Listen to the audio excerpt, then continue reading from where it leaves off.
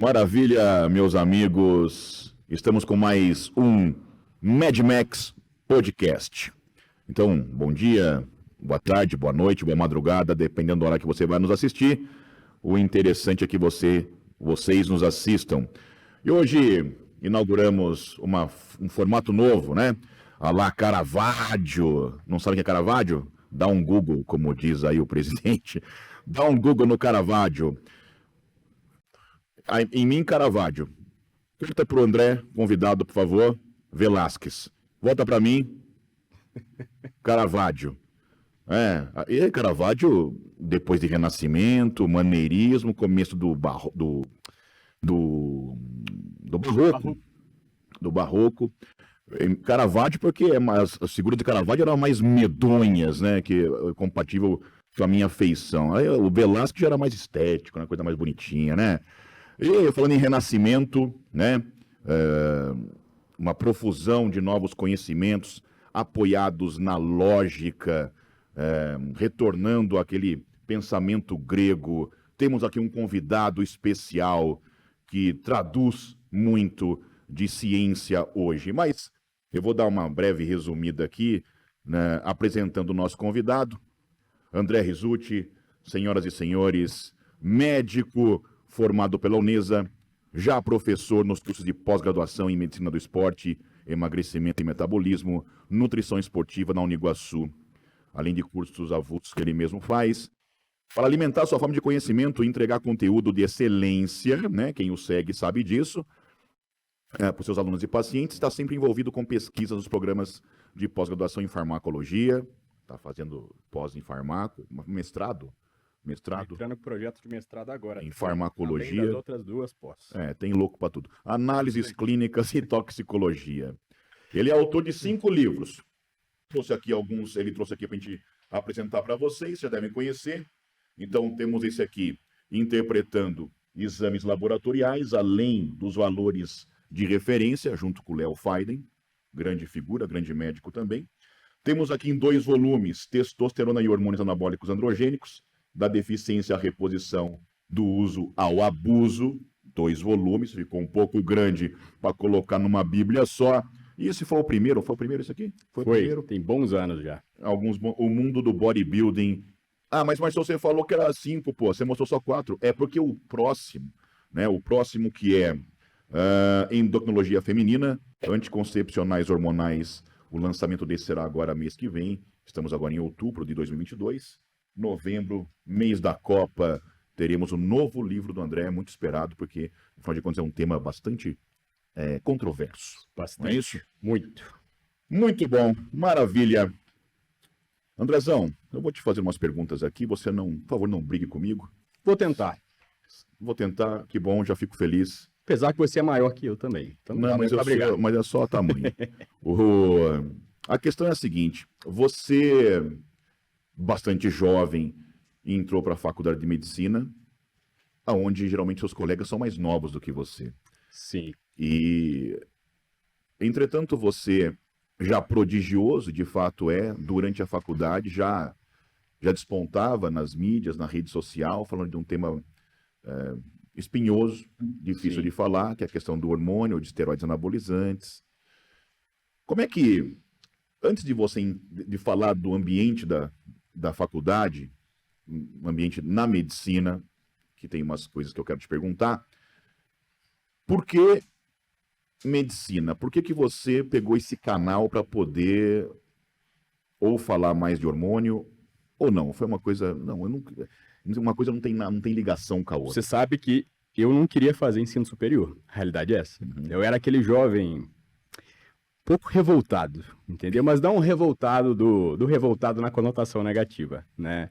Eu sempre fui uma criança um pouco diferente, isso sempre foi fato, só que eu cresci no interior, então eu não tinha muito suporte, assim, é muito ruim, eu não gosto muito de falar, nunca acho que falei nisso abertamente, só uma outra vez outra, sobre alguns diagnósticos psiquiátricos ligados a essa parte de altas habilidades. Eu odeio falar sobre altas habilidades, super isso, aquilo.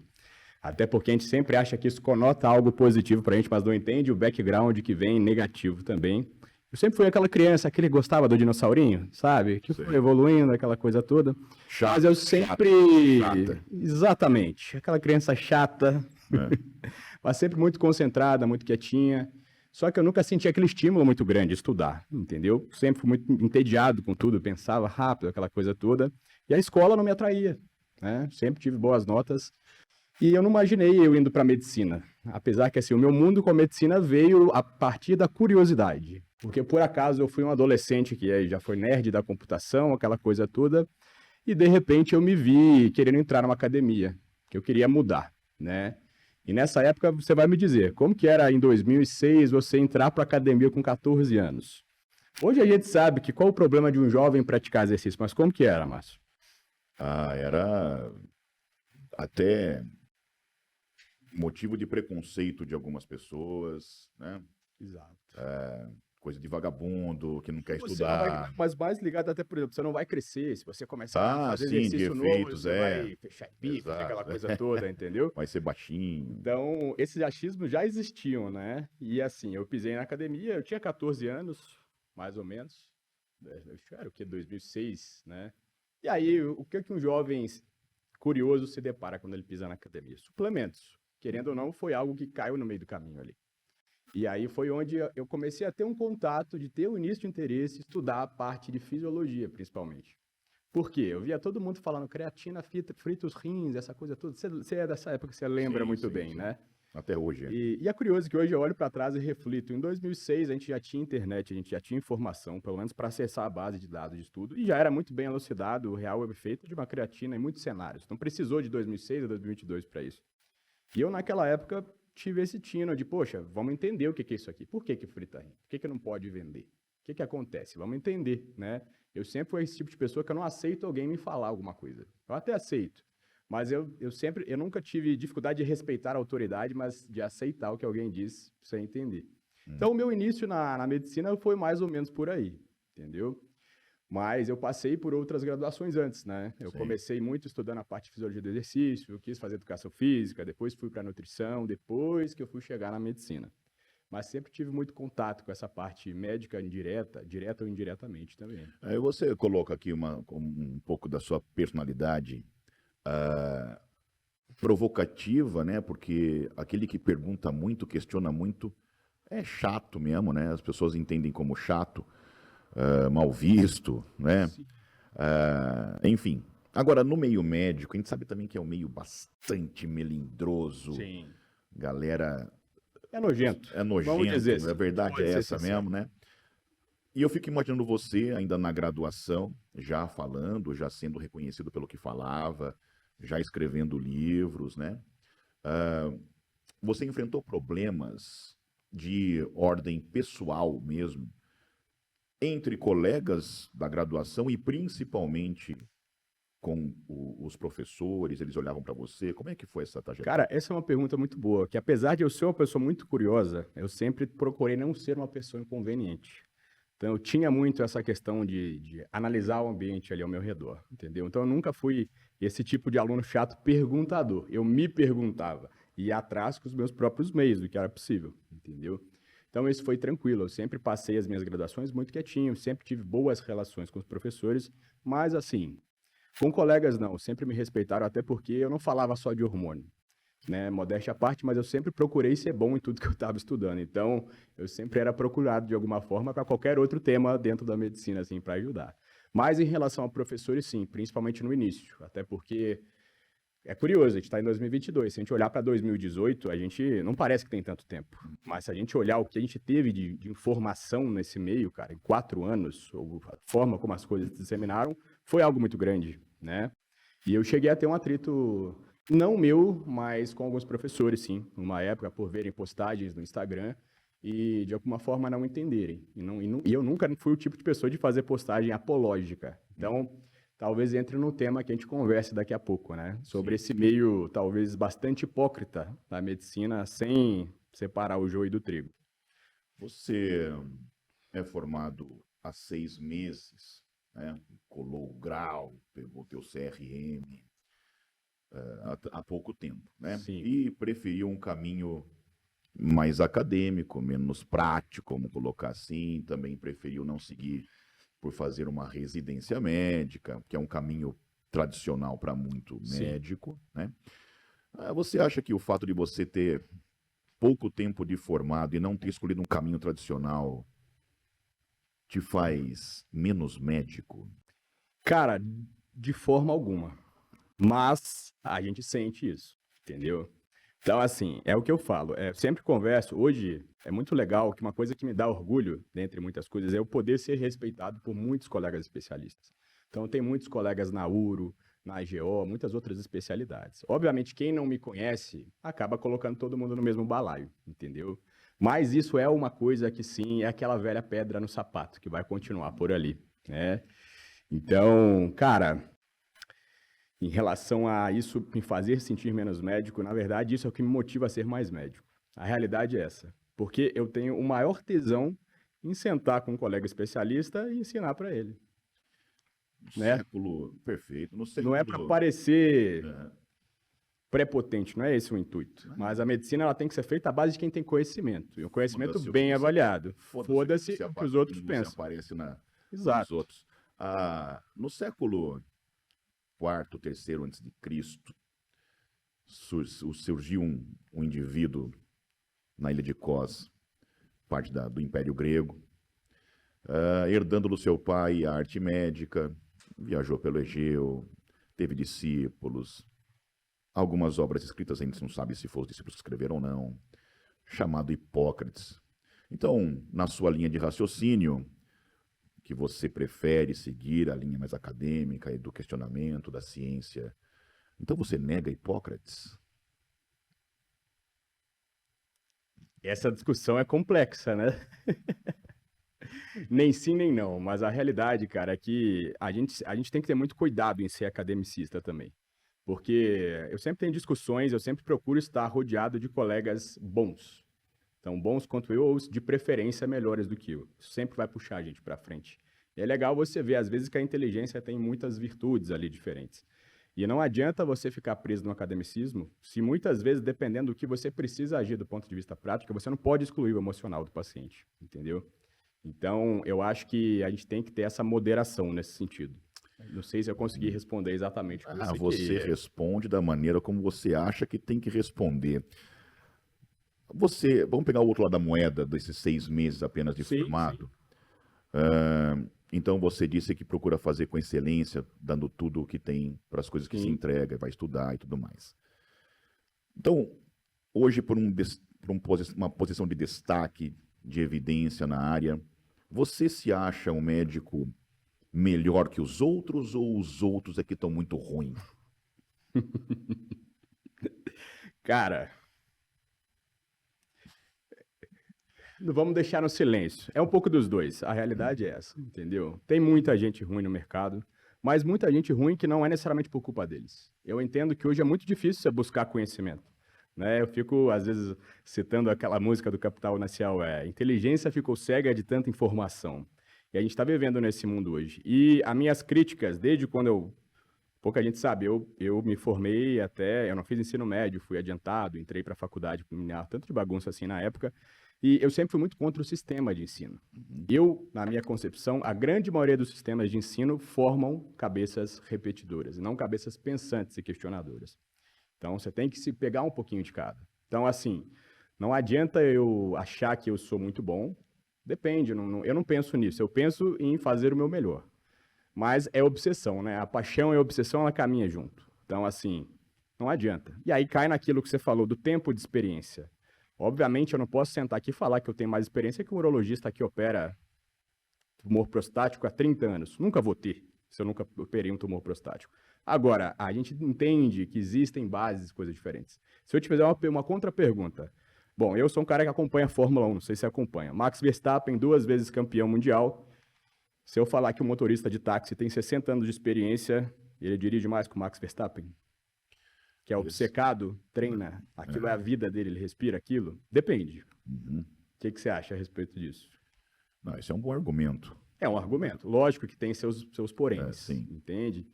Então, assim, Cara, eu acho que a gente está indo para um lado ruim da medicina. Eu acho que tem muitos campos que a gente está tendo questões que a gente devia estar trazendo conhecimento integrado. Eu acho que aquela questão do especialista, que não é um bom generalista, isso vai cada vez ser mais empurrado para o buraco, tirando questões específicas. O paciente hoje ele precisa de bons generalistas. Se não é o generalista que sabe um pouquinho, depende da área. Nós trabalhamos com essa área. Quantos pacientes nossos não precisa que a gente tenha um conhecimento de ginecologia, às vezes um pouco de psiquiatria, um pouco de dermato, um pouco disso, um pouco daquilo. E esse paciente, se você manda para lá e de lá manda para cá, o que vai acontecer? Esse é o nosso intuito como professores. O meu intuito como professor é esse, por exemplo. Né? Uhum. Você falou em sistema, né?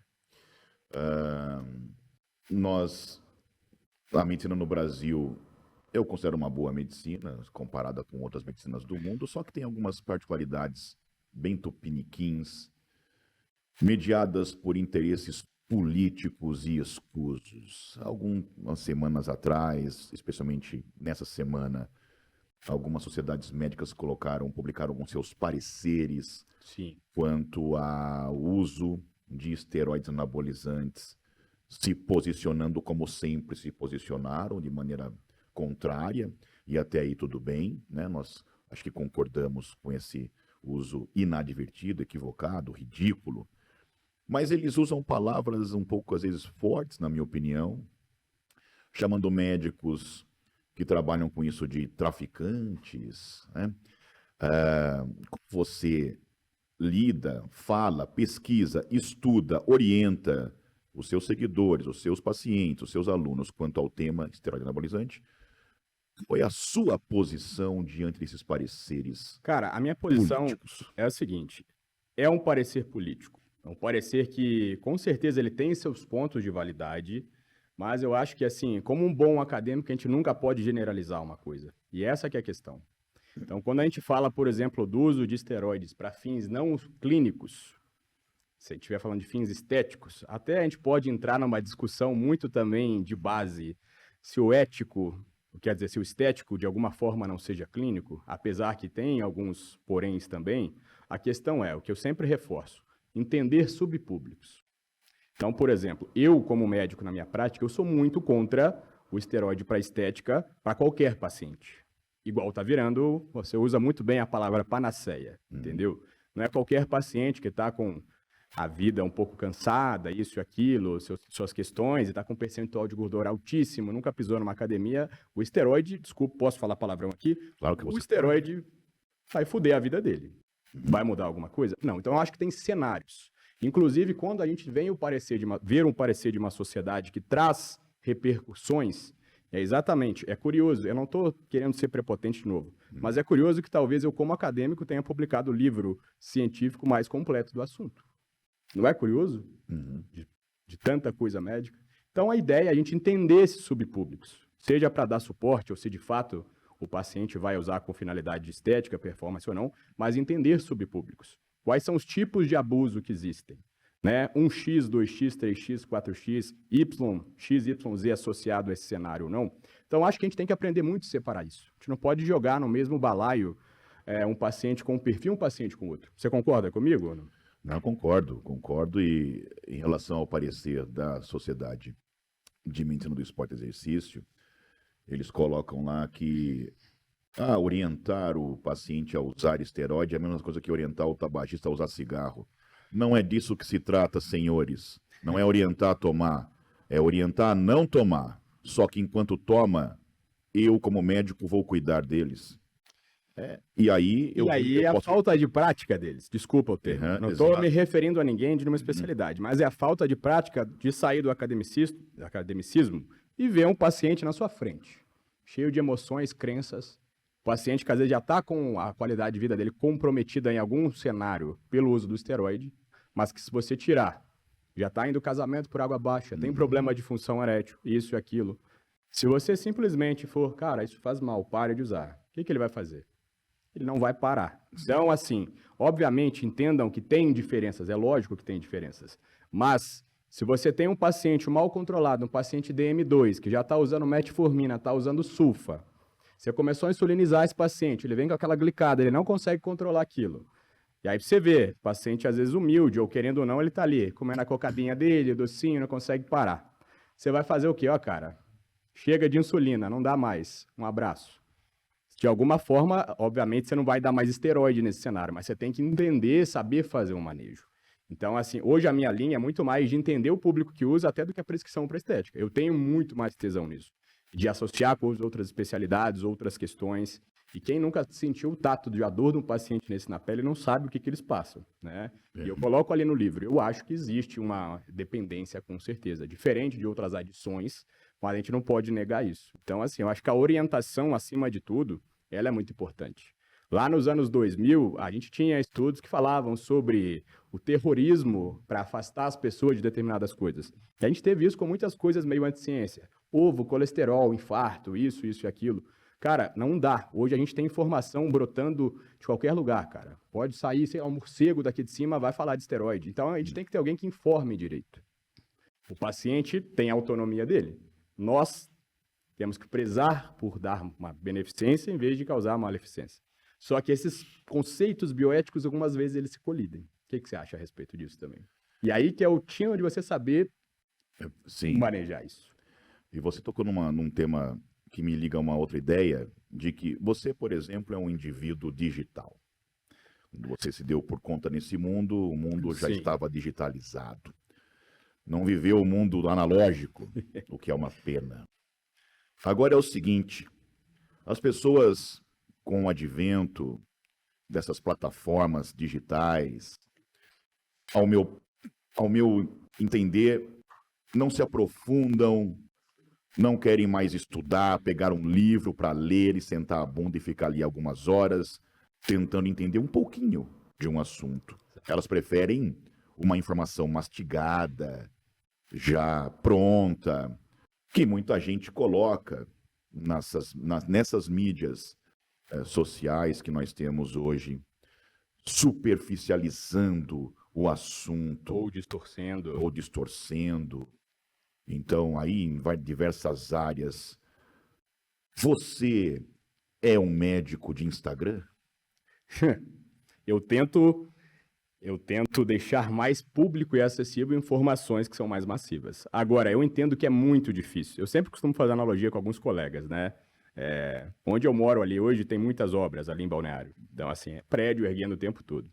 E é muito difícil se eu parar um leigo na rua e olhar para um prédio de 100 andares e falar para ele, querido, olha só, o que você acha de quantas toneladas aquela viga ali aguenta de sustentação? Aí eu tenho um engenheiro de cá falando que é 80 ou de cá que é 75, que tem que fazer um reforço. Como que o leigo vai opinar nisso? Ele está à mercê de quem fala melhor. E esse que é um problema, o excesso de informação e a ausência de base. Então é isso que você falou hoje, é como se a gente estivesse dentro de uma sala cheia de petisco. Mas ninguém senta para fazer uma refeição completa e digerir ela, que é o que é a base. Até muito do que nós passamos como professores na pós é exatamente, vamos dar base ao que você precisa refinar. Se você for direto para o refinamento sem entender uma base, e a base tem que ser bem dada, não é a base que é chato. Você lembra, não sei na sua época, mas na minha, todo mundo odiava o ciclo básico da medicina. Aí você vai no hospital, quem não sabe lidar com medicamento, com fisiopatologia, por quê? Porque esqueceu da base. Então, a base te dá o filtro para você conseguir digerir aquela informação sem arrotar muito. Seria isso. Então, a minha crítica é... Eu pareço um cara moralista, eu sou um cara moralista, né? Mas gostem de mim assim ou não. Mas as pessoas que seguem você também, porventura, possam seguir outros que falam de esteroides sem uma propriedade acadêmica, científica. E você acha que você pode ser, num julgamento popular, igualado aos outros? Aos outros? Com certeza. Isso é uma das coisas que mais me deixa puto, entendeu?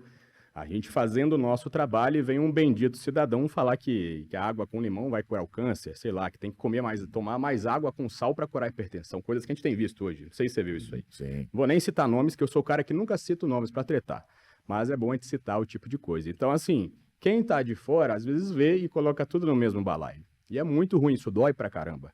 Isso é uma das coisas hoje que mais me fere, sou bem sincero, porque eu sou muito certinho.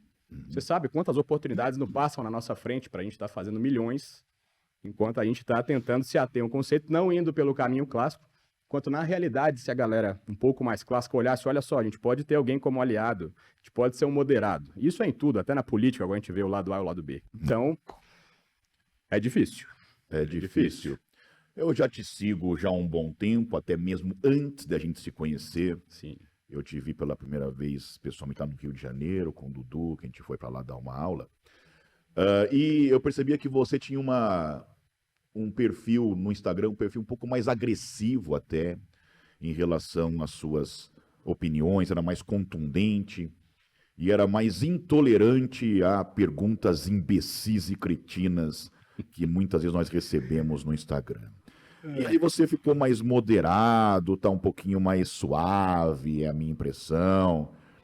Isso é uma estratégia política ou você tá regando? Na verdade, não é uma estratégia política, isso é uma estratégia de saúde mental, né? Eu sou daqueles que aquela frase ignorância é uma benção, de certa forma é, mas para quem não é tão ignorante, muitas vezes a ignorância dói, né? Então, assim, às vezes você tá lá escrevendo o livro, tentando trazer coisas novas, mostrando que tudo não é tão simples quanto é, para vir um indivíduo desavisado pedir uma consulta, uma dose numa caixinha de resposta sem você nem entender o contexto. Então, assim, eu me estressei muito por isso. Eu recebo muitas mensagens por dia. A minha vontade é de torcer a orelha da grande maioria. Mas chega um momento que, em parte, sim, pela política, porque eu não vou ficar no Instagram também xingando todo mundo, vai estudar, teu burro. Não vou falar isso, entendeu? Mas também por saúde mental.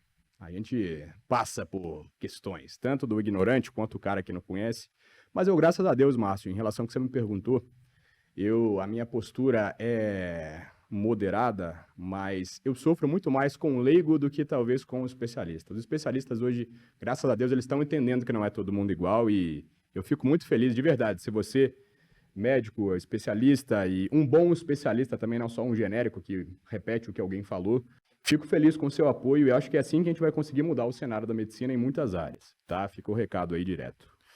Você disse que antes ficava puto Sim. com algumas situações que envolvem esse mundo digital. Aí isso gera ódio.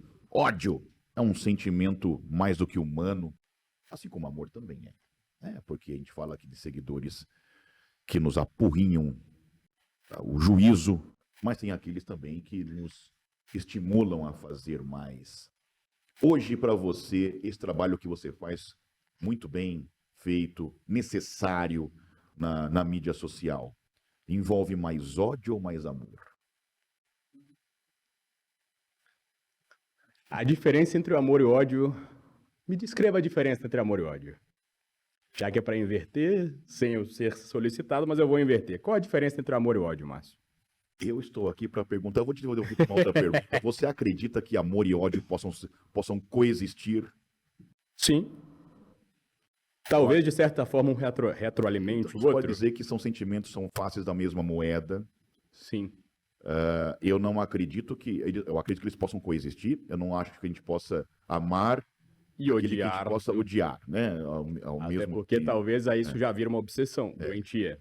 Exato. Mas a obsessão também tem esse toque de amor e ódio. Tem também. Mas não fuja. Tá. Você acredita que hoje é uma relação de mais amor ou mais de ódio? No Instagram, No Instagram, nas suas mídias todas, o Instagram acho que é mais nas minhas forte. mídias hoje, eu sou bem sincero, eu não vou negar, porque quando você é uma minoria e você trabalha pela minoria, é difícil. E a minoria sempre paga pela maioria. Então hoje, se fosse para eu fazer dosar na balança, o que me dá tesão é sentar e escrever um livro e ir evoluindo meu conhecimento. E como generalista, eu tendo isso ou não, eu entender o limite do meu conhecimento. Eu não vou sentar e vou escrever um livro de obstetrícia sem eu nunca ter operado. Agora, eu tendo observação, prática, vivência, e podendo ter esse tino diferencial, meu tesão é escrever. Então, nas redes sociais, infelizmente, a minoria é quem gosta de aprender. O meu perfil é para a minoria. Eu acho que eu até consegui crescer ele bastante com isso. Mas eu confesso que se tornou uma espécie de um fardo para mim. Isso destrói muito minha saúde mental e física também. Muita gente às vezes acha que a gente é uma máquina, né? Esses dias eu abri uma caixinha de perguntas, Até coloquei, eu sempre sou um cara muito. Coloco algumas mensagens subliminares. Eu coloquei até uma música do Vintage, né? I'm Only Human After All, ali de fundo, só para ver se alguém ia captar. E o pessoal gostou muito, assim, o engajamento aumentou bastante. Não que eu me preocupe com o engajamento desse time, mas para ver que as pessoas querem entender o que está por trás de alguém, às vezes, obcecado com alguma coisa, né? Mas eu confesso que tudo poderia ser muito mais leve. E eu não sofro só com o meu conteúdo, eu sofro, na verdade, mais com o que eu vejo. Né? Eu sou uma pessoa muito sensível, isso me prejudica bastante, em ver muitas coisas, injustiças, etc. Isso faz parte da minha personalidade, um pouco também do meu quadro psiquiátrico nesse sentido de diagnóstico. Então, isso talvez penderia para o ódio, mas não para um ódio de vingança, talvez, mas o ódio de sentir mais, né? Você acho que você entende o que eu quero dizer. Entendemos todos nós. Ainda nesse mundo digital da informação científica, muitos colegas médicos se aventuram, e não há como não ser, ou ser diferente, nas suas páginas, seus perfis sociais, de digital e tal, colocando informações ou trazendo coisas que eles acreditam, muitas vezes sem cunho científico, sem uma evidência por trás da opinião, meio que superficializando a medicina como se fosse algo meramente técnico. Sim. Como colocar coisinhas debaixo da pele e resolver todos os problemas, ou algo semelhante. Então, na sua opinião, qual é a tua perspectiva em relação à medicina hoje? Quero dizer, você acredita que ela mudou? E se mudou, quanto mudou? Eu digo isso porque quando eu me formei, o caminho era a residência. Para você se provar um bom médico. Sim. Ridículo, mas era o caminho. Nós éramos médicos que tratávamos do passado do paciente. Né? O que ele já tinha tido, porque ele chegou até ali. Passamos por uma fase meio perdida. E hoje as pessoas querem tratar do futuro do paciente. Não deixar que ele tenha alguma coisa. Não está errado, mas a maneira como se faz, às vezes, é muito errada. Então, eu vejo muito médico se formando, já caindo numa rede social, em busca de glamour, em busca de um sucesso vazio. E eu fico preocupado com essa mudança, que para mim mudou. Eu quero saber se, na sua opinião, a medicina mudou e qual a sua perspectiva para ela daqui para frente. Cara, a medicina mudou assim como o mundo. Mas a gente teve mudanças importantes. Hoje, até quando eu vou fazer uma avaliação mais geral do panorama médico, eu sempre olho a medicina como medicinas, né? Uma coisa é a medicina pública, uma coisa é a medicina privada dentro de um hospital, uma coisa é uma medicina no âmbito ambulatorial, no particular, no plano de saúde, uma coisa é a medicina no ambulatorial, no particular, dependendo da área. Só que, querendo ou não, a gente está tendo um aumento absurdo do número de médicos. Isso é ruim? Não é ruim. Não deveria ser ruim, né? Mas entra um pouco na questão de... Eu sou muito crítico, eu sou uma jovem alma um pouco velha, até demais, na verdade. Às vezes eu me acho um velho ranzinza. Mas o que acontece? É a questão de encontrar um propósito. Eu sempre discuto isso muito com a minha esposa, que é médica também, a Bruna. Sim. Então, assim, hoje, até pelos pacientes, você deve sentir isso também, cada vez é mais difícil você encontrar um propósito. Qual é o seu propósito? Talvez até se eu refletir muito, eu não vou saber exatamente qual é o meu. Mas o meu propósito é ser uma pessoa melhor, trazer coisas melhores. E, obviamente, eu quero ter uma vida boa, com uma qualidade boa também, entendeu? Agora, quando a gente tem muita informação, coisas muito vazias, as pessoas acabam tentando se espelhar em alguma coisa. E aí é o que eu falo daquilo da minoria, né? Eu, por exemplo, eu não posso negar. Eu sou uma pessoa que eu tive o meu sucesso não só como médico, mas como empreendedor. Eu não escrevi nenhum livro que não tenha algo acadêmico, não escrevi nenhum livro que eu induza alguém a usar alguma coisa, pelo contrário. Então, assim, eu tive um sucesso ali sem fazer nada errado. Nos meus cursos, eu ensino medicina, mesma coisa que está no Harrison, ou uma discussão mais aprofundada disso ou daquilo. Eu não abri um curso para ensinar a fazer diagnóstico de hipotireoidismo com a temperatura retal de manhã, entendeu? Eu não ganhei dinheiro assim. Então, assim, eu tenho o meu sucesso, que veio como consequência da minha obsessão e da minha paixão, misturada com ódio de muitas injustiças, e que deu certo. Agora, o problema, Márcio, entra muito mais embaixo. A residência é hoje que é algo que eu gostaria muito de fazer, eu confesso. Eu tenho uma vontade de fazer uma residência em uro, por exemplo, que é uma área que eu me apaixono, que eu fiz pesquisa nessa área. Apesar de eu não gostar da parte cirúrgica, que acho que hoje é o meu maior empecilho para eu não fazer. Mas o que acontece? Essa questão de querer viver o glamour, ou não se encontrar, não saber o seu propósito. E aí também uma coisa, vamos cá entre nós também, né? Eu sei que isso é um pouco duro de falar, mas a gente não pode sempre crescer como um adulto acreditando na vovó, que você é o último alecrim dourado, que você é o mais inteligente, que você é muito bom. Não é. Então, assim, a gente precisa de boas capacitações, mas o médico ele tem que ser um médico completo. E não acontece do dia para a noite. Eu sei que parece hipócrita eu falar isso tendo pouco tempo de estrada, entendeu? Mas essa é a realidade. Então, assim, eu vejo um cenário difícil. Mas eu vivenciei a nutrição. Você acompanha muito o mundo na nutrição também. Sim. A gente, de certa forma, teve com os nutricionistas um pouco do que está acontecendo com a medicina hoje. Eu, por exemplo, vim da nutrição. Minha segunda área de estudo que eu gostava muito era a nutrição. Quando a gente vivia naquela de alimentação de 3 em 3 horas, deu 3 horas e 1, você está catabolizando, o seu cortisol está agindo, não sei o quê, entendeu? Então, assim, a gente vê que tem um mundo hoje mais além. Então, eu acho que o mercado ele vai se autofiltrar. O bom profissional completo, competente, contato também, não adianta ser só acadêmico, esse profissional ele vai ficar. E é por isso que eu também, como alguém, um veículo de ensino, eu tento ensinar isso. Eu também não fico só cuspindo artigo, desfecho de evidência. A gente tem que puxar a evidência para um contexto, até porque é para isso que elas servem, a validade externa frente a contextos diferentes, entendeu? Então, assim, eu acho que essa necessidade vai ser grande. O pessoal está tentando apelar para o que você falou, né? Substância disso, implante de coisas diferentes para aquilo. Então, assim, o mercado ele vai se autofiltrar cedo ou tarde. Né? Sempre vai ter charlatão, vai. Eu falo ali no livro de exames. A gente tinha uma espécie de um exame que faziam ali na urina, numa plaquinha, muitos séculos atrás, que era usado para ver se tinha alguma reação, para ver se o paciente tinha glicosúria, né? Glicose ali na urina. E começaram a vir muitas pessoas, né? Os physicians da época, falarem que com aquela urina eles conseguiam ver outras doenças para prescrever ervas para os pacientes. Então não mudou muito nesse sentido. Charlatanismo a gente já tem muito tempo, né? Agora está um charlatanismo mais disseminado e mais, digamos assim, elaborado, né? Percebo que você não tem aquela visão mais romântica da medicina. Não. A gente citou Hipócrates, a gente poderia citar, você falou do nome physician, traduziram o nome do livro do Noah Gordon, O Físico, literalmente, Exatamente. que é of the Physician, que também é a história Que era um termo usado também designado para o médico, exatamente. romântica da Sim, medicina. sim. E, bom, eu me formei e aprendi medicina ainda no século XX, o século dos cirurgiões, e, enfim, fiz residência em cirurgia geral, não exatamente por causa disso, mas fiz a minha residência em cirurgia. E pensando de uma maneira mais filosófica, eu acredito que o cirurgião é uma especialidade em extinção. Claro que as urgências vão exigir alguém que faça a cirurgia, mas as eletivas, provavelmente o futuro vai dar conta por meio de robótica. Eu acho que vai nessa linha. Você já é um médico do século XXI.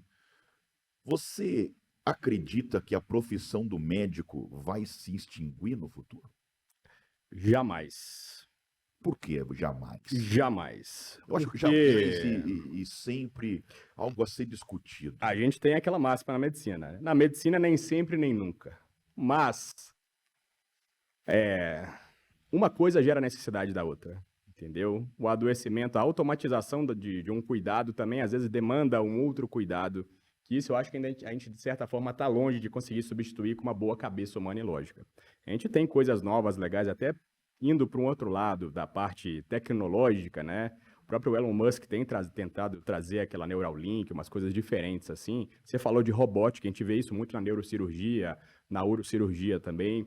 Mas eu acho que a profissão médica ela não vai se extinguir. Mas a gente está tendo o que eu falei. Então, assim, esse pente fino ele vai acontecer. Daqui a pouco a gente chega próximo a 50 mil médicos formados por ano, não sei, alguma coisa do tipo. Não sei se eu posso ter errado você o não número, acha né? que, por exemplo, um computador que trabalha com algoritmos seria capaz de fazer um raciocínio clínico para se chegar num diagnóstico?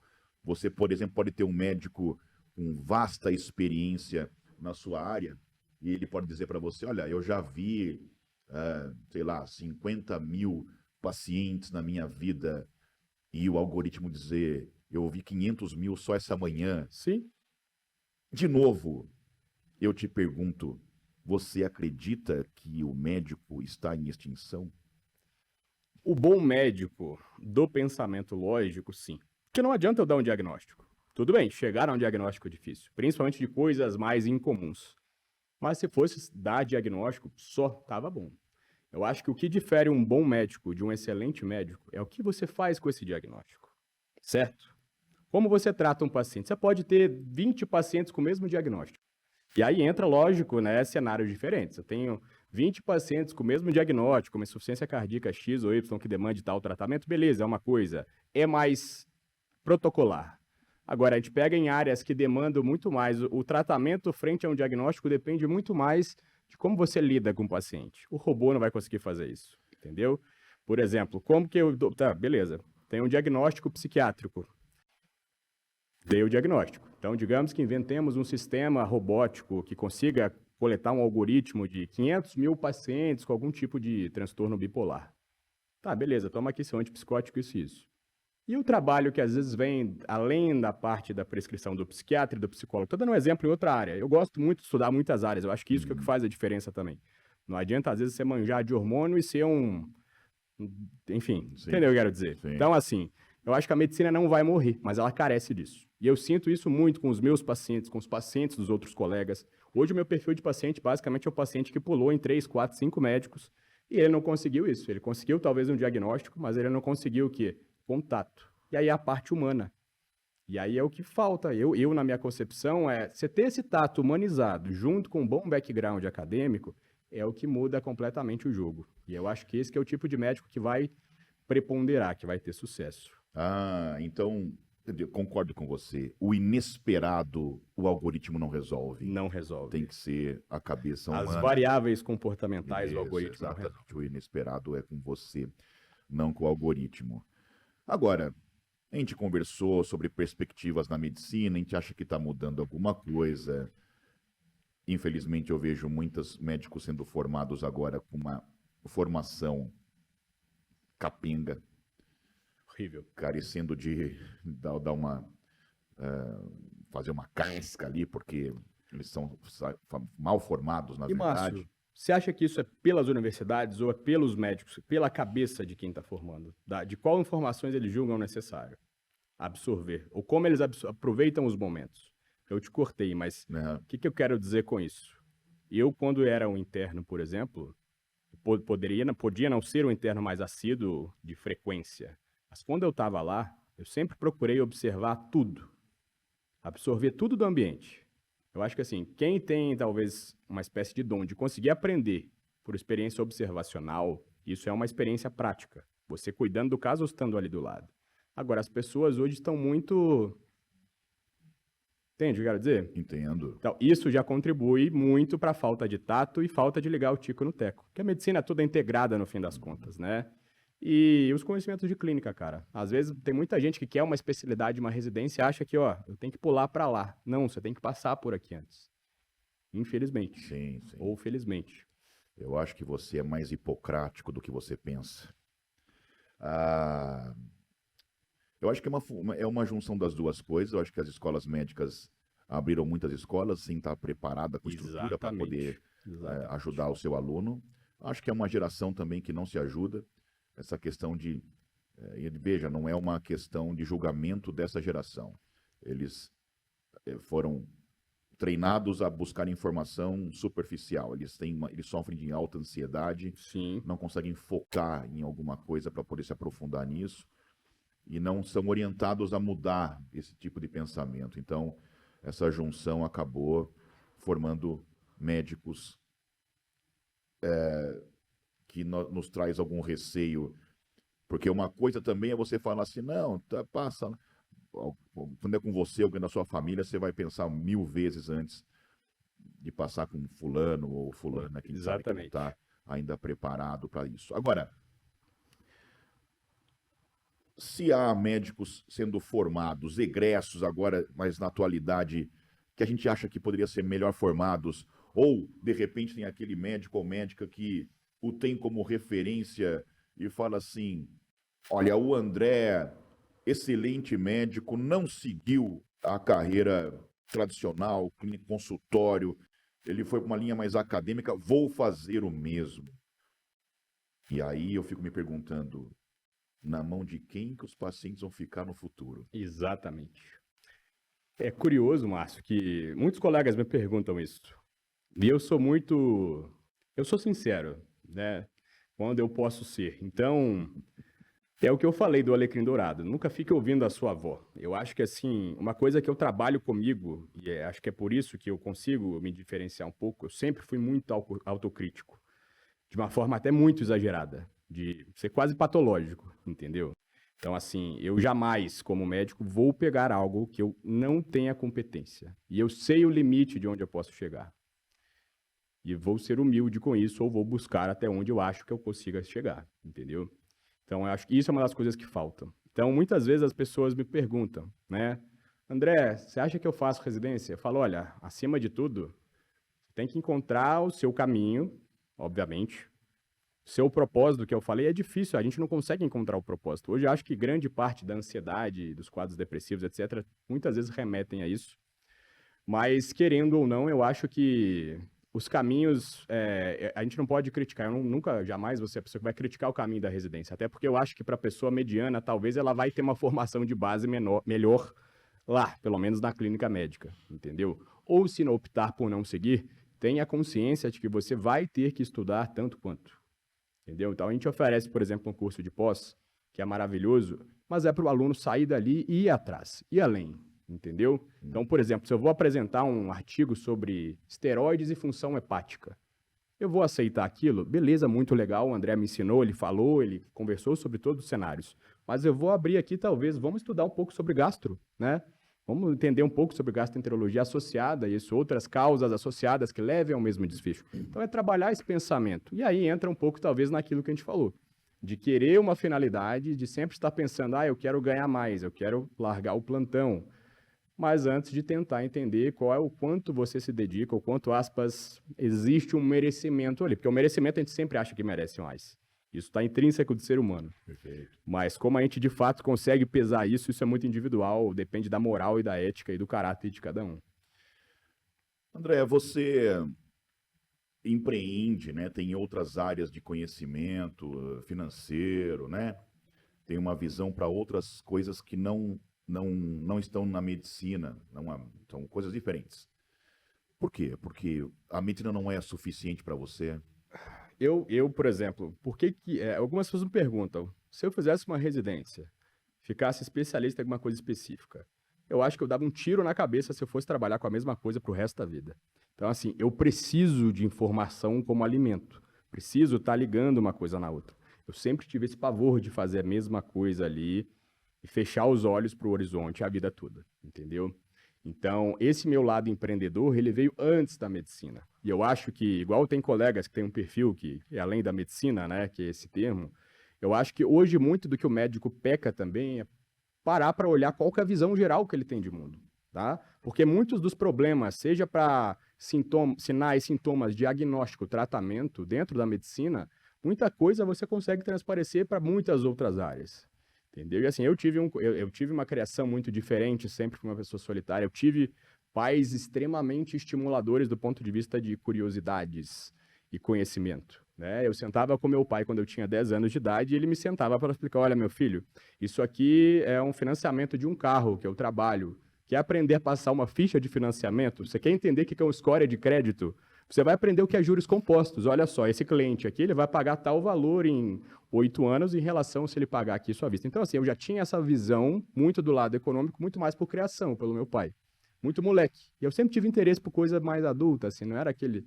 E sempre fui fixado, por exemplo, tinha fixação com automóvel. Então, assim, era, poxa, esse carro aqui tem quantos quilogramas força Newton? Qual que é o torque disso, daquilo? Então, assim, tá em mim essa obsessão de conhecer sobre as coisas. E eu fico incomodado se eu não souber. Se você me falar alguma coisa aqui agora, por exemplo, você falou alguma coisa no início da aula que eu até vou ter que pesquisar, que eu não me lembro exatamente o que era, vou te perguntar daqui a pouco sobre algum termo, alguma coisa para ver. Mas, enfim, eu sou muito assim, entendeu? E eu acho que isso fez muita diferença. Até porque também, para você não cair naquela armadilha, né? Hoje a gente vê uma coisa que eu postei outro dia, a escrotidão que o marketing médico chegou. Eu acho que a gente tem que ter Para eu não ficar falando muito, eu vou te jogar esse essa. é um tema legal. O que você vê, por exemplo, hoje? Quais são os limites do marketing médico? Na minha opinião, assim, existe uma linha muito tênue, o que é paciente, o que é cliente, como você os enxerga, como você os trata. Agora, o marketing médico chegou num ponto que está um pouco complicado. Muito legal você oferecer uma condição melhor de vida e ganhos para o médico. É o que todo mundo quer e não é feio. O empreendedorismo é isso, o capitalismo é isso. Agora, como isso é feito, né, a gente parar de enxergar o paciente mais do que 50%, menos do que 50% como paciente, mais de 50% como cliente, isso começa a dar um problema muito grande, entendeu? Perfeito. Bom, vou usando aqui as suas próprias falas, disse que foi uma criança um pouco diferente, autoquestionador, um perfil psiquiátrico de mais sensibilidade, lidar com os sentimentos mais imanentes do ser humano, ódio e amor, para você é uma questão delicada. Sim. A pergunta é, você é louco porque fez medicina ou fez medicina porque é louco? Eu acho que um pouquinho dos dois, viu? Mas eu confesso que eu acredito que a medicina até tenha me deixado menos louco, tá? E louco não é o melhor termo, mas Que você talvez pensa. seja, né? A diferença entre a loucura e a genialidade ela é pequena, mas eu não romantizo a medicina igual você falou, né? Até porque eu acho a medicina uma das profissões nobre, mas é uma profissão muito pesada, principalmente se você exerce ela de uma forma humana. E aí cai até naqueles conceitos que você falou, né? Daquela migração da medicina, de que era o cuidado de quem já estava enfermo e como você segmentava aquilo para a medicina mais atual, né? Teoricamente humanizada e com segmentação de cuidado primário, secundário, terciário, quaternário. Então, isso eu acho que tem uma diferença importante. Então, assim, quando você tem um lado muito sensível, muito humano, isso te suga muito. É um pouco inevitável que o médico tenha que ficar, de certa forma, calejado. Ele não pode perder a sua empatia, a sua sensibilidade. Mas se ele não consegue dosar isso, ele vai adoecer. E não sei você, mesmo com pouco tempo, hoje eu atendo muitos médicos também. E até especialistas, até psiquiatras. E a gente vê que, cara, a saúde mental do médico hoje é um tema que a gente tem que colocar em pauta aqui. Sim. Né? A gente está tendo médicos com muitas questões psiquiátricas importantes. E eu acho que isso tem relação com tudo que a gente falou aqui também. Você concorda? Sim, concordo plenamente. Eu acho que o médico sempre sofreu com uma carga de responsabilidade muito grande, que ele é colocado nas costas desde que se forma, então, Exatamente. jovem. É uma escolha, como você disse, eterna ou para o resto da sua vida. Sim. Dificilmente vai deixar de ser médico, de fazer o que ele faz como especialidade. E agora está mais cobrado, porque há mais informação, há mais visualização Sim. das coisas e tudo mais. O julgamento colocou o sarrafo um pouco mais alto. E isso traz, de fato, um peso, uma pressão, né, mental para o médico, que vai com certeza trazer consequências patológicas, mentais, atormentando a alma de todos nós. E tem uma questão, Márcio, que é o seguinte. Muita gente acha que você trabalhar com, de alguma forma, prevenção, ou ali em cuidado primário ou secundário, é mais tranquilo. Eu tenho uma concepção até um pouco diferente. Eu, por exemplo, acho muito mais leve você trabalhar com um paciente que já tem uma doença X com tratamento Y, que não tenha muitas nuances. Para quem trabalha com ética, você absorver um paciente que tem conceitos prévios formados, e aí é o que eu sempre falo, por exemplo, hoje, não sei se você deve lidar muito com isso, disfunção erétil em homens que não sofrem de problemas hormonais, só psicogênicos. Então, assim, não adianta eu falar que o psicológico é uma coisa e o fisiológico é outra. Não adianta eu ir num consultório e o doutor falar que é psicológico. O psicológico, ele está intimamente ligado ao fisiológico. Então, hoje eu acho que o mais desafiador e o que é mais pesado para o médico é você conseguir ter essa sensibilidade, esse tato. Não ser o cara que simplifica, porque é muito fácil se chegar alguém achando que tem uma doença, um problema ou uma queixa, que pode ter algum cunho de doença ou não. É muito mais fácil você falar que essa pessoa tem e prescrever alguma coisa para ela. Um placebo, alguma erva, alguma coisa. Mas, cara, vai tentar abrir a cabeça dessa pessoa. É um trabalho quase que misto de médico com psicólogo, com isso. Eu acho que todo profissional da saúde tem que ter um pouco de psicologia no meio. Não adianta. Apesar que o psicólogo deveria até ter mais o seu valor sozinho, né? Você deve também ficar bastante sugado com isso, de alguma forma, porque não é culpa do paciente de forma alguma. Só que quem quer dar esse atendimento, a gente sofre também. Isso é pesado. A gente hoje, a queixa que a gente atende não é mais uma queixa específica, é uma queixa de psicanálise. Exatamente. Em muitas consultas, A grande maioria. Ele procura o profissional errado porque ele ainda tem aqui a ideia de que o médico vai resolver os seus problemas, as suas dores, seja lá se for na alma, for no corpo. Mas ele está precisando de um psicólogo. O médico não é mágico. Ponto. Você é um cara que arquiteta muito bem a sua vida, né? Você falou que, embora seja muito jovem cronologicamente, parece um velho rabugento de 80, um provecto e tal. Mas você arquiteta, né? Projeta mesmo as suas coisas futuras. Não sei o quanto isso te tira do presente, mas para você que sabe muito bem, planeja muito bem o que faz, você e a Bruna, o que é que você quer para o seu futuro profissional, como médico, porque você já vem estudando, trabalhando, mas de formado tem 6 meses. Aonde você gostaria de chegar profissionalmente e se pessoalmente se confunde lá na frente? Essa é uma ótima pergunta. Inclusive, eu fiz aniversário recentemente.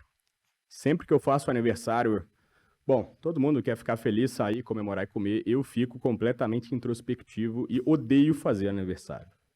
E quase todo ano, nos meus aniversários, eu sento e escrevo uma autoanálise reflexiva sobre exatamente essa pergunta, né? E hoje, eu falei muito de propósito aqui, mas muitas vezes nós temos objetivos que eles são muito antagônicos, talvez. Por mais que a gente tenha uma utopia que eles possam ser atingidos juntos, né? Então, assim, hoje eu realmente não sei. Eu vivo muito nesse dueto.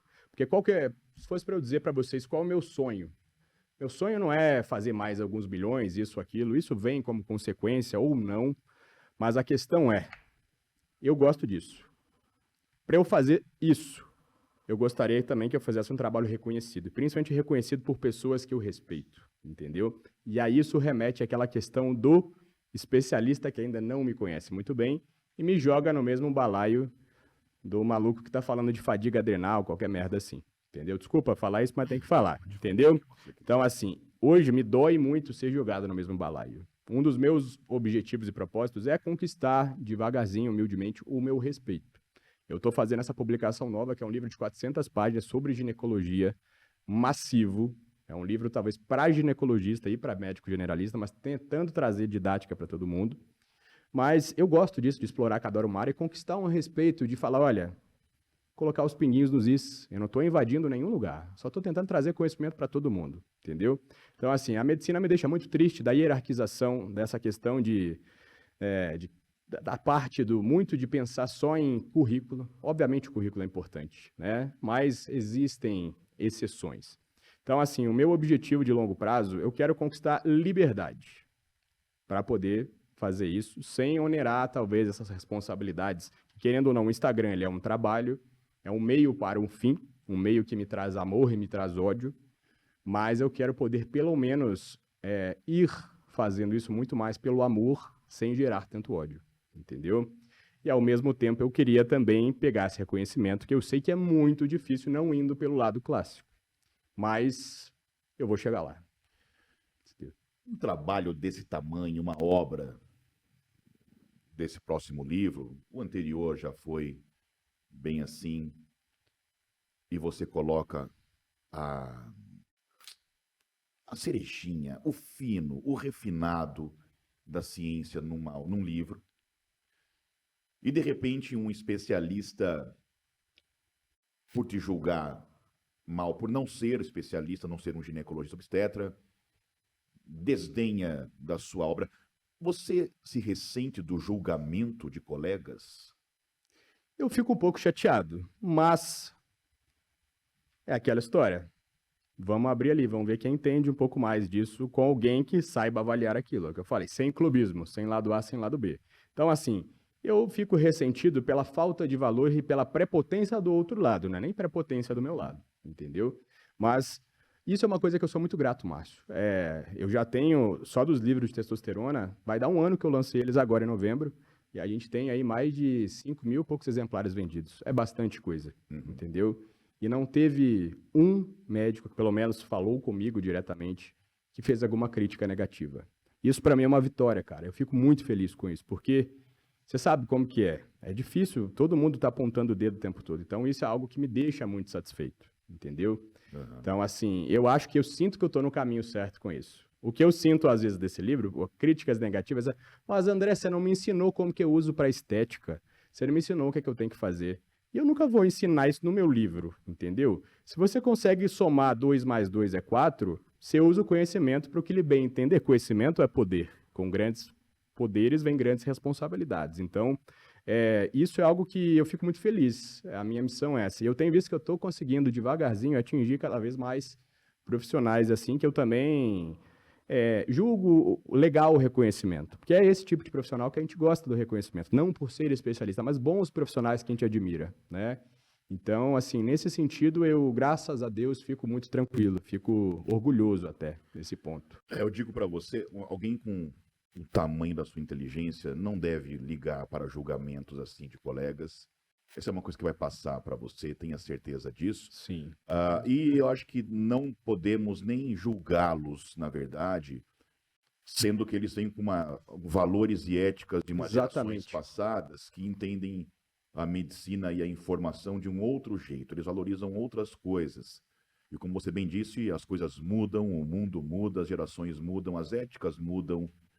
E uma obra, essa que você de testosterona que você lançou no ano passado, essa que vai vir agora no mês que vem, da maneira como você escreve, buscando referências nas melhores revistas, indexações, enfim, evidências boas, são informações irrefutáveis. Quer dizer, se alguém disser para você não ligo, é por Sim, inveja, é o que é. ou É é o que por é. ódio, como a gente comentou, que faz parte do Faz sentimento. parte do ser humano. Mas, Márcio, você falou uma coisa legal, né?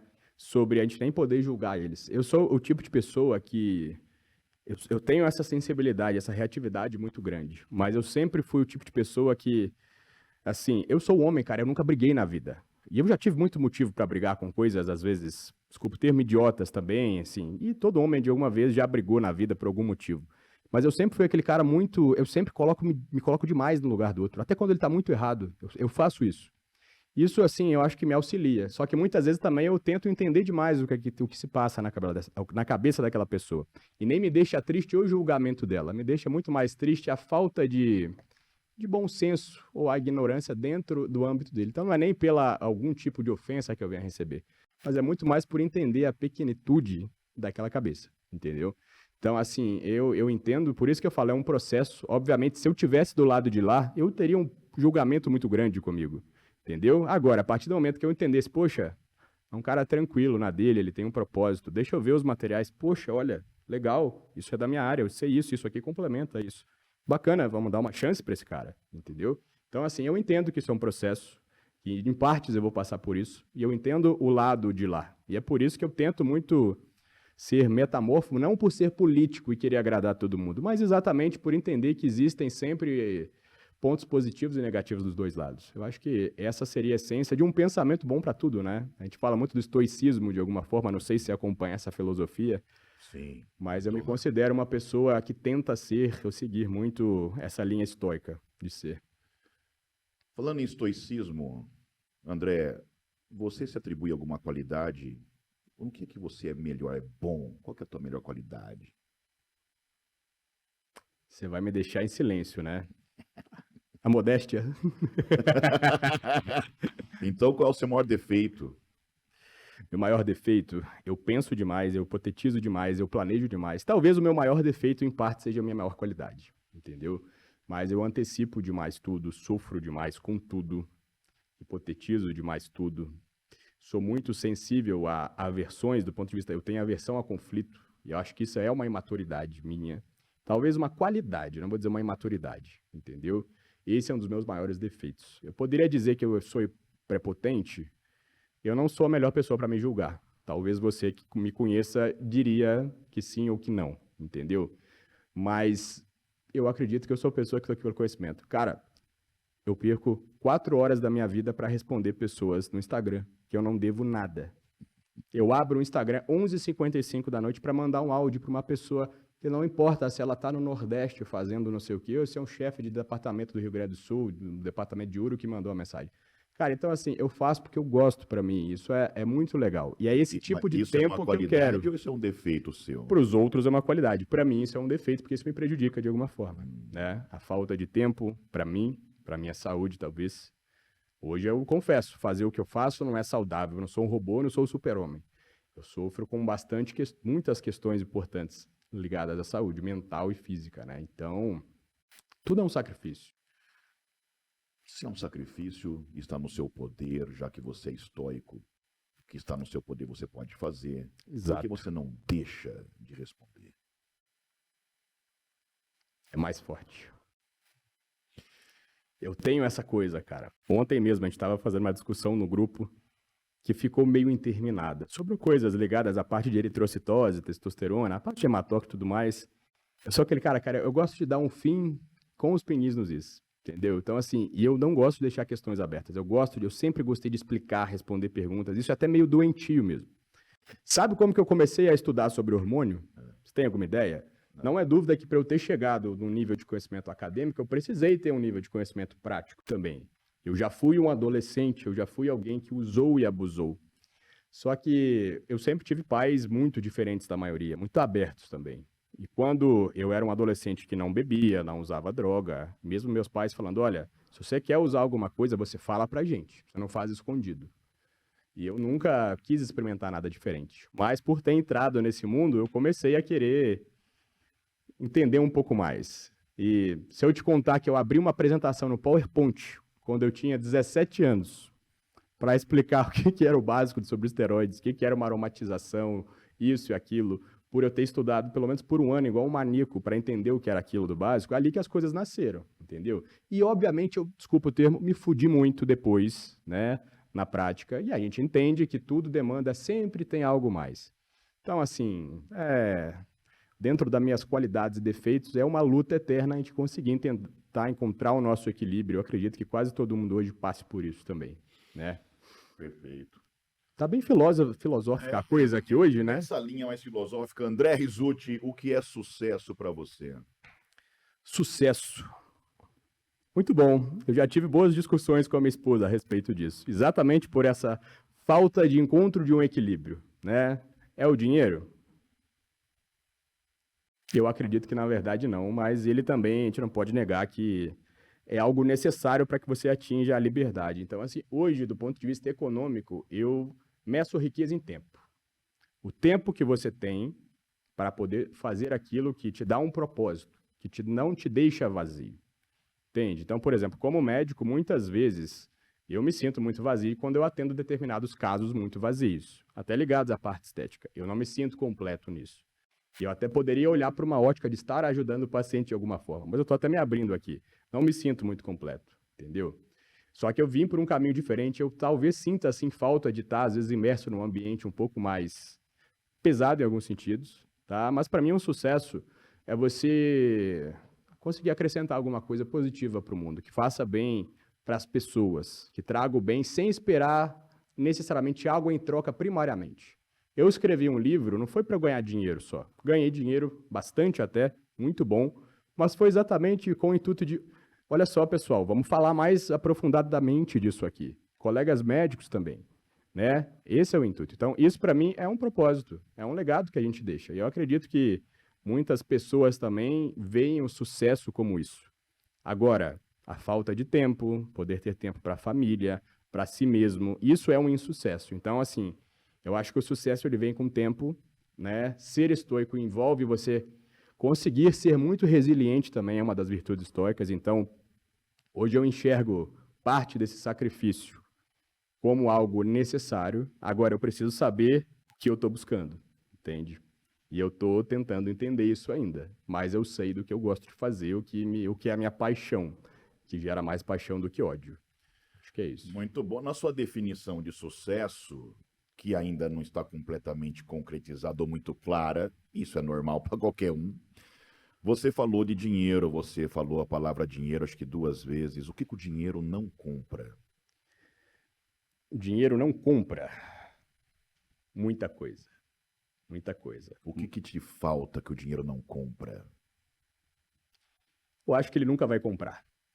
O que falta, talvez, é essa vontade, talvez muito imatura e ingênua, de querer achar que a gente vai conseguir, de alguma forma, mudar um cenário macro. Que uma minoria vai conseguir mudar uma maioria. Do pensamento, da intenção, da essência. Talvez sim, em um ambiente menor. Mas que não somos nós, quer dizer, o que a gente não faz pelo propósito. Muitas vezes, talvez, sabendo que ele não vai ter a magnitude do que a gente espera, pelo menos de modo geral, entendeu? Então, talvez acredito que isso. André, para finalizar a nossa conversa, que foi muito legal, espetacular. André Rizzuti, qual é o seu maior desejo? O maior desejo pode parecer muito simples, mais tempo para eu poder continuar escrevendo um pouco mais. Não tem nada que me dá mais tesão do que sentar e começar a ler, ligar uma coisa na outra, ver. Cara, isso surgiu daqui. Sabe uma coisa que me dá muito tesão? Quando eu estava fazendo esse livro de gineco, quando você pega conhecimentos de base, liga e faz uma teoria que você vê que depois ela foi comprovada no passado, talvez por um cara que ganhou algum prêmio, alguma coisa diferente, que talvez você veio muito tempo depois, claramente, lógico, não foi você que descobriu, mas você fala, pô, eu tô no caminho certo, entendeu? Então, assim, para muita gente talvez fosse ficar trilhardário, ganhar cada vez mais. Eu sou um cara muito simples, Márcio. Eu sei que você é também, a gente é simples, né? A gente não gosta muito, não que a gente não gosta, mas a gente não vê tanto sentido nesse embelezamento todo que hoje vem com essa pompa na medicina. Muitos de nós temos uma quantidade legal do ponto de vista financeiro, mas, cara, eu quero dar uma aula pelo tesão, poder botar um tênis, ficar confortável. Não quero ficar colocando a calça, o cinto mais caro, a camisa mais cara. Entendeu? Eu quero viver do que eu sou, do meu conhecimento, do que eu estou transmitindo, do que eu estou gerando de motivação nas pessoas. Isso que eu quero continuar. E o meu sonho é continuar escrevendo, me encontrar, talvez, ter esse reconhecimento. Quem sabe um dia também eu ainda me aventure numa residência, não sei. Vamos ver como que vão ser as coisas, mas a medicina muda numa velocidade muito mais rápida do que a minha humilde cabeça imaginaria que mudasse. E olha que eu sempre imaginei que as coisas iriam mudar muito. Eu era o tipo de pessoa que com 11 anos, 10 anos, eu falava para os meus pais assim, eu não quero nem fazer ensino médio, vocês vão ver, daqui a 10, 12 anos, todo mundo vai ter uma graduação, isso não vai servir de nada, aspas, em relação à média de conhecimento. Então, assim, não é uma crítica, assim, exatamente ser tão geral, mas é o que acontece hoje. Por isso que a gente precisa de um conhecimento mais especializado, né, os cursos de pós-graduação e além sempre. Então, essa é a minha visão, espero que se concretize de alguma forma, mas sempre dentro da minha humildade de tentar trazer conhecimento, principalmente ser reconhecido por algo bom, né? Algo que agregou ali. Acho que isso vai me deixar um jovem idoso bem feliz.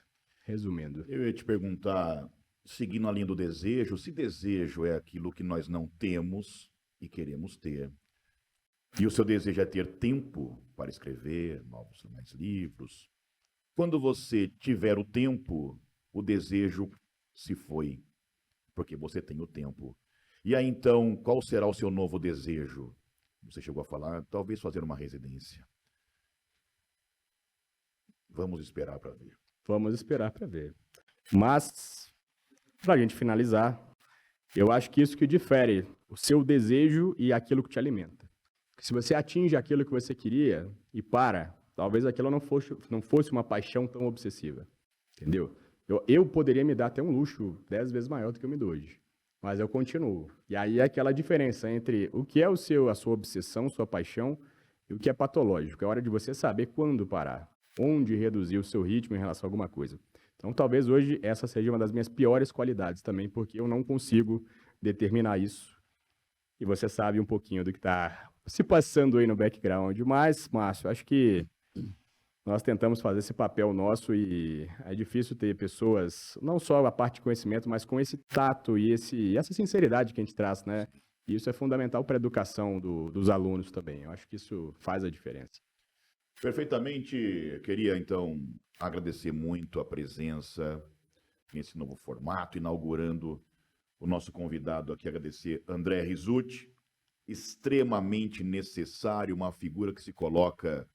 A gente começou falando de Caravaggio, de Velázquez, que estavam num momento de transição em relação à arte.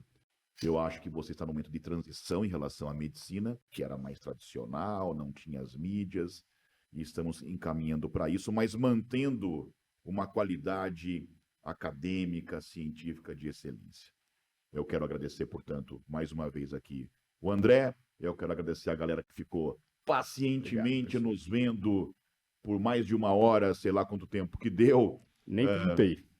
Eu também não, porque foi legal a nossa conversa, o nosso bate-papo. Então, eu peço para o André, então, falar onde a gente se encontra, né? Quem ainda não viu nas suas mídias, onde é que as suas agendas para as próximas semanas, o lançamento do livro, como é que vai ser, quando que vai ser. E se você quiser deixar, então, alguma mensagem, alguma coisa, essa coisa piegas, seja brega, seja piegas, porque eu também sou, adoro fazer isso. Por favor, André. Bom, pessoal, vocês podem me encontrar redes sociais no Instagram. Estou tentando arrumar energias para trazer conteúdo bom, diferenciado para o YouTube também, mas tentando vencer, né, o organismo humano, tentando ser um pouquinho robô, é difícil, mas, bom, me encontram nas redes sociais, conteúdos que eu sempre tento trazer.